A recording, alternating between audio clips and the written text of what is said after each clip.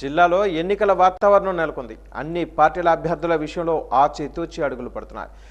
ఏ పార్టీల నుంచి ఎవరు బరిలో దిగుతారో, ఎవరు పోటీ నుంచి తప్పుకుంటారో, పొత్తులు ఏ విధంగా పొడిస్తాయో పొడవవో, గతంలో ఏం జరిగిందో, ఎవరికి గెలిచే అవకాశం ఉందో, ఈ నేపథ్యంలో నెల్లిమర్ల నియోజకవర్గం రాజకీయాలపై వాజీ ఛానల్ అందిస్తున్న ప్రత్యేక కథనం ఇప్పుడు చూద్దాం. భోగాపురం అసెంబ్లీ నియోజకవర్గం 1955లో ఏర్పాటైంది. తొలిసారి జరిగిన ఎన్నికలలో ప్రజా సోషలిస్టు పార్టీ అభ్యర్థి బొత్స ఆదినారాయణ తన సమీప ప్రత్యర్థి కాంగ్రెస్ పార్టీ అభ్యర్థి రామిశెట్టి సన్యాసరావుపై విజయం సాధించారు. ఆ తర్వాత జరిగిన 4 అసెంబ్లీ ఎన్నికలలో అంటే 1962, 1967, 1972, 1978 ఎన్నికలలో కాంగ్రెస్ పార్టీ అభ్యర్థి కొమ్మూరి అప్పటి ద్వారా విజయం సాధించారు. ఈ నియోజకవర్గంలో పతివాడ నారాయణస్వామి మొట్టమొదటిసారిగా 1978లో జనతా పార్టీ అభ్యర్థిగా పోటీ చేసి రాజకీయాలలోకి ఆరంగేటం చేశారు. ఈ ఎన్నికలలో కొమ్మూరు అప్పడదొర చేతిలో ఓడిపోయారు. 1983లో నందమూరి తారక రామారావు తెలుగుదేశం పార్టీ స్థాపించినప్పుడు జనతా పార్టీ నుంచి తెలుగుదేశం పార్టీలోకి చేరారు. ఆ తర్వాత భోగాపురం నియోజకవర్గంలో జరిగిన 6 అసెంబ్లీ ఎన్నికలలో అంటే 1983, 85, 89, 1994, 99, 2004 ఎన్నికలలో అసెంబ్లీకి ఎన్నికై చరిత్ర సృష్టించారు.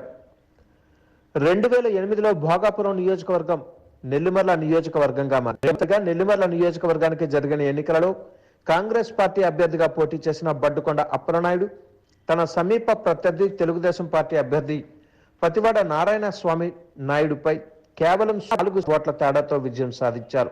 2014లో పతివాడ నారాయణ నాయుడు తన సమీప ప్రత్యర్థి వైఎస్ఆర్ పార్టీ అభ్యర్థి పివివి సూర్యనారాయణరాజుపై 4.19% ఓట్ల తేడాతో విజయం సాధించారు. 2019లో జరిగిన అసెంబ్లీ ఎన్నికలలో వైఎస్ఆర్ పార్టీ అభ్యర్థి బడ్డుకొండ అప్పలనాయుడు తన సమీప ప్రత్యర్థి తెలుగుదేశం పార్టీ అభ్యర్థి 28,051 భారీ మెజారిటీతో ఈ వైసీపీ అభ్యర్థికి 53% ఓట్లు రాగా ఓట్లు 2,633 ఓట్లు స్థానంలో.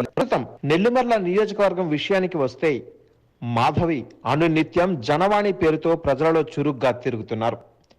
తెలుగుదేశం జనసేన పొత్తులు కలిగి ఉన్న నేపథ్యంలో నెల్లిమర్ల నియోజకవర్గం ఎవరికి టికెట్ వరిస్తుందో అనే ఆసక్తి.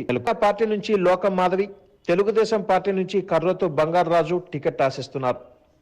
బంగారరాజు 15 ఏళ్ల క్రిందట తెలుగుదేశం పార్టీ తీర్థం పుచ్చుకొని రాజకీయాలలోకి వచ్చారు. పోలీసుకు పెట్టుకు అందుబాటులో ఉంటూ గుర్తింపు పొందారు. 2015లో జరిగిన ఎంపీపీ ఎన్నికలలో విజయం సాధించడం ద్వారా బంగారరాజు ఎంపీ ప్రారంభమైన అంచెలంచెలుగా ఎదుగుతూ నెల్లిమర్ల బంగారు సాధించి తెలుగుదేశం పార్టీ నియోజకవర్గ ఇన్ఛార్జ్ స్థాయికి ఎదిగారు. 2023 డిసెంబర్ 20వ తేదీన భోగాపురం మండలం పోలిపల్లిలో నవశకం పేరిట జరిగిన యువగోత్సవ బంగారరాజుకు పేరు తెచ్చిపెట్టింది. ఈ ర్యాలీలో నిర్వహించడం ద్వారా అనునిత్యం సమావేశాలు, పర్యటనలు చేయడమే కాకుండా ఒక్కసారి ఎమ్మెల్యేగా పోటీ చేసిన అనుభవం ఉండడంతో లోకం పట్టు సారారు. తెలిస్తే 2011 జనాభా లెక్కల ప్రకారం నెల్లిమర్ల నియోజకవర్గ ఓటర్లు 12% మంది పట్టణ ఓటర్లు ఉన్నారు.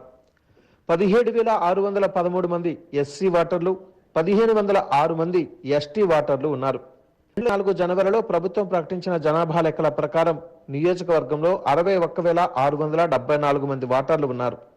వారిలో పురుషుల కంటే మహిళలే ఎక్కువ మంది ఉండడంతో ఎన్నికలలో మహిళలు కీలక పాత్ర పోషించే అభ్యర్థుల గురించి పరిశీలిస్తే ఈ నియోజకవర్గంలో ఎక్కువ సార్లు కాపు సామాజిక వర్గానికి చెందిన అభ్యర్థులు గెలవడం విశేషం.